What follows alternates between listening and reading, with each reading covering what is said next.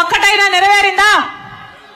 ఏమక్క అన్నా, ఒక్కటంటే ఒక్కటైనా ఏం తమ్ముడు, ఒక్క మాటైనా నిలబెట్టుకోగలిగాడా మోడీ గారు? ఒక్క మాటైనా? ఇన్ని మాటలు చెప్పిపోయాడు. ఇదే మైదానంలో, ఇదే తిరుపతి పట్టణంలో ఇక్కడే నిలబడి ఇంతమందికి వాగ్దానం చేసి వెళ్ళాడే, ఒక్క మాటైనా నిలబెట్టుకున్నాడా మోడీ గారు? నిజానికి మోడీ గారు చెప్పడమే కాదు, కేంద్రంలో ఏ ప్రభుత్వం అధికారంలో ఉన్నా, కాంగ్రెస్ పార్టీ అధికారంలో ఉన్నా, బీజేపీ పార్టీ అధికారంలో ఉన్నా, ఏ ఇతర ప్రభుత్వం అధికారంలో ఉన్నా కూడా ఆంధ్ర రాష్ట్రానికి ప్రత్యేక హోదా అన్నది ఆంధ్ర రాష్ట్ర ప్రజల హక్కు. ఏపీ రీఆర్గనైజేషన్ యాక్ట్ ప్రకారం ఆంధ్ర రాష్ట్రానికి, ఆ యాక్ట్ ప్రకారం ప్రతి దాంట్లో, యాక్టులో ఉన్న ప్రతి అంశము ఆంధ్ర రాష్ట్ర ప్రజల హక్కు.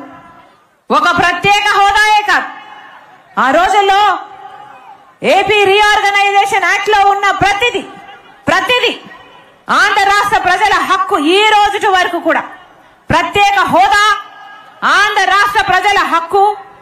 పోలవరం ప్రాజెక్ట్ నిర్మాణం ఆంధ్ర రాష్ట్ర ప్రజల హక్కు.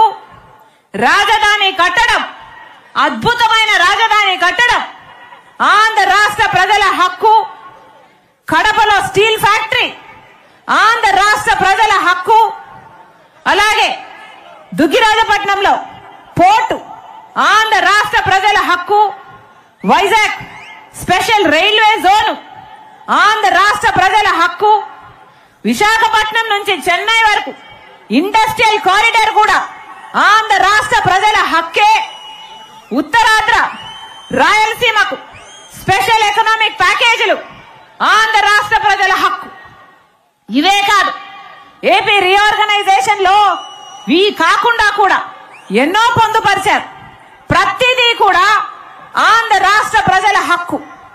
మరి ఆంధ్ర రాష్ట్ర ప్రజల హక్కు అయినప్పుడు ఇది మనకు ఈరోజు హక్కుగా లభిస్తున్నాయో లేదో ఆంధ్ర రాష్ట్ర ప్రజలు ఆలోచన చేయాలి.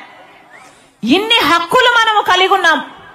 ఇవన్నీ కూడా ఏపీ రీఆర్గనైజేషన్ యాక్ట్ లో పొందుపరిచిన ప్రతి అంశము కూడా ఆంధ్ర రాష్ట్ర ప్రజల హక్కు అయినప్పుడు ఒక్కటంటే ఒక్కటైనా అటు బీజేపీ ప్రభుత్వం అయినా, రాష్ట్రంలో ఉన్న ముందు 5 సంవత్సరాలు అధికారంలో ఉన్న చంద్రబాబు గారైనా, ఇప్పుడు అధికారంలో ఉన్న జగనన్న గారైనా, ఏ ఒక్కటైనా ఆంధ్ర రాష్ట్ర ప్రజల హక్కులో భాగమైన ఒక్క అంశానికైనా వీళ్ళు నిలబడ్డారా, వీళ్ళు పూర్తి చేశారా అని అడుగుతున్నా.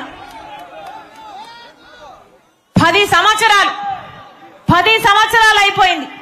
ఊహించుకోవడానికి కూడా ఊహకు కూడా అందడం లేదు. అయ్యో 10 సంవత్సరాలు అయిపోయిందే, ఈ 10 సంవత్సరాలలో ఏ ఒక్కటైనా సాధించుకోగలిగామా అంటే ఒక్కటైనా సాధించుకున్నామా?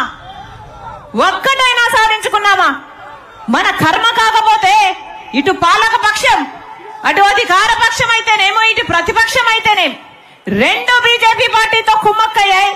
2 పార్టీలు కూడా బీజేపీ పార్టీకి కొమ్ము కాస్తున్నాయి, బానిసలుగా మారాయి. మన హక్కుల్లో ఒక్కదాని కోసం కూడా పోరాటం చేయలేదు.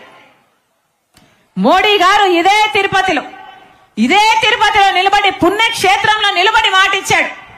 ఆయన మాట మర్చిపోయాడు. ఆయన రామభక్తుణ్ణి అని చెప్పుకుంటాడు కదా మోడీ గారు. 3 నామాల వానికే పంగనామాలు పెట్టాడు కదా మోడీ గారు. ఇదేనా భక్తి? పుణ్యక్షేత్రంలో నిలబడి మీరు మాటిచ్చారు. మీరు మాట తప్పి ఆంధ్ర రాష్ట్ర ప్రజలను మోసం చేయడమే కాదు, మీకు ఎంతో భక్తి ఉంది అని మీరు నమ్ముకుంటున్న దేవుణ్ణి కూడా మీరు మోసం చేశారంటే మీకు మనస్సాక్షి ఉన్నట్టా లేనట్టా? ఇక మోడీ గారిని కేడి అనగా ఏమనాలి? మోడీయా కేడియా? ప్రధానమంత్రి మోడీయా కేడియా? ఆంధ్ర రాష్ట్ర ప్రజలను 5 కోట్ల మంది ఆంధ్ర రాష్ట్ర ప్రజలను మోసం చేశాడు. ఇక్కడ నిలబడి 3 నామాల వారి సాక్షిగా చెప్పిన మాటలు కూడా పంగనామాలు పెట్టాడటే ఇక కేడీ గాక మోడీ ఏమైతాడు? మోసానికి మారు పేరు ఈరోజు మోడీ అంటే మోసం అంటే మోడీ. వాస్తవం కాదా? వాస్తవం కాదా? మోసమే చేశాడు కదా మోడీ గారు. ఏం చేశాడు? మోడీ గారు సమాధానం చెప్పాలి. బీజేపీ పార్టీ సమాధానం చెప్పాలి. 10 సంవత్సరాల ప్రత్యేక హోదా అని చెప్పిన వాళ్ళు 10 సంవత్సరాలు అయిపోయినా కూడా మీరు ప్రత్యేక హోదా ఇవ్వలేదు. మరి దీనికి ఆంధ్ర రాష్ట్ర ప్రజలకు ఏం సమాధానం